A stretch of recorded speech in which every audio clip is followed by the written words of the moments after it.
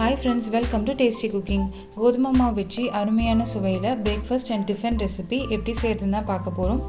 வெளியில் நல்ல கிறிஸ்பியாகவும் உள்ள மசாலாவோட சாப்பிட ரொம்ப டேஸ்ட்டாக இருக்கும். இட்லி தோசைக்கு பதிலாக இது போல் ட்ரை பண்ணி பாருங்கள். எல்லோரும் ரொம்ப விரும்பி சாப்பிடுவாங்க. வாங்க இந்த ரெசிபி இப்போது எப்படி செய்யறதுன்னு பார்க்கலாம். இது செய்யறதுக்கு 5 உருளைக்கிழங்கை ப்ரெஷர் குக்கரில் சேர்த்து வேக வச்சு எடுத்துக்கலாம். இது போல் நல்லா மசிச்சு விட்டுக்கோங்க. கட்டிகள் எதுவும் இல்லாமல் நல்லா மசிச்சு விட்டுக்கணும். ஒரு வெங்காயத்தை கட் பண்ணி வச்சுருக்கோம், அதுவும் சேர்த்துக்கலாம்.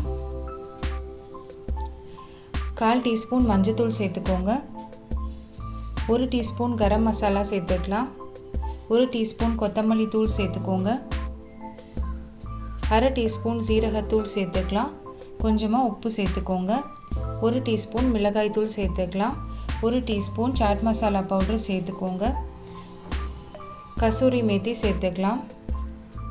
எல்லாத்தையும் சேர்த்து நல்லா கலந்து விட்டுடலாம்.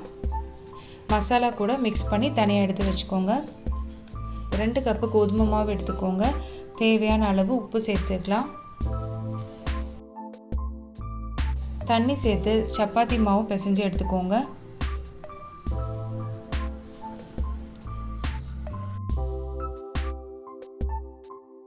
மாவுலேருந்து ஒரு சின்ன போர்ஷன் எடுத்து ஃப்ளோர் டஸ்ட் பண்ணி சப்பாத்தி செஞ்சிடலாம். இது போல் திரட்டி எடுத்துக்கோங்க.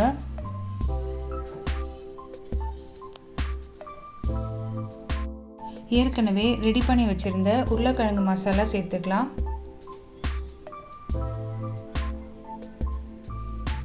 நல்லா இது போல் ஸ்ப்ரெட் பண்ணிடலாம்.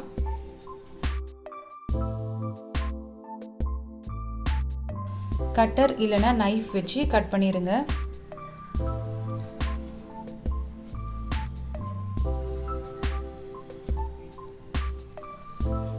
கட் பண்ணதுக்கப்புறமா ரோல் பண்ணிடலாம். முனைகளை சீல் பண்ணிடுங்க. இது போல் எல்லாத்தையும் ரெடி பண்ணி எடுத்துக்கோங்க.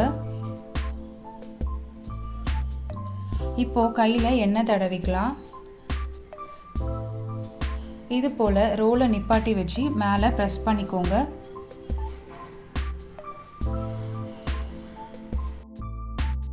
எல்லாத்தையும் ரெடி பண்ணி எடுத்துடலாம்.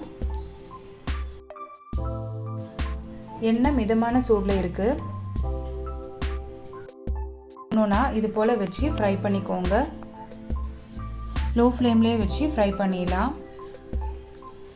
ஒரு பக்கம் நல்லா கலர் மாதிரி வந்ததுக்கப்புறமா இன்னொரு பக்கமும் திருப்பி போட்டு ஃப்ரை பண்ணிக்கோங்க.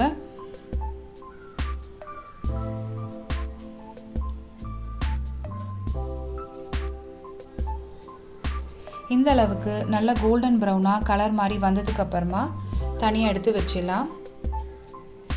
இதே போல் எல்லாத்தையும் ரெடி பண்ணிக்கோங்க. பார்த்தாலே தெரியும் வெளியில் நல்லா கிறிஸ்பியாக வந்திருக்கு.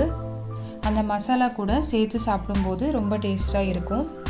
இதுக்கு சைடிஷ் எதுவும் செய்யணுன்ட்டு அவசியம் இல்லை. ஒரு டிஃப்ரெண்ட்டான ரெசிபி. நீங்களும் இந்த மெத்தடில் ட்ரை பண்ணி பாருங்கள். குழந்தைங்க பெரியவங்க எல்லோரும் ரொம்ப விரும்பி சாப்பிடுவாங்க. ட்ரை பண்ணிவிட்டு எப்படி வந்துச்சுன்னு கமெண்ட்ஸில் ஷேர் பண்ணுங்கள். இந்த வீடியோ உங்களுக்கு பிடிச்சிருக்குன்னு நம்புகிறேன். டேஸ்டி குக்கிங் சேனலை லைக் அண்ட் சப்ஸ்கிரைப் பண்ணிக்கோங்க. தேங்க்யூ.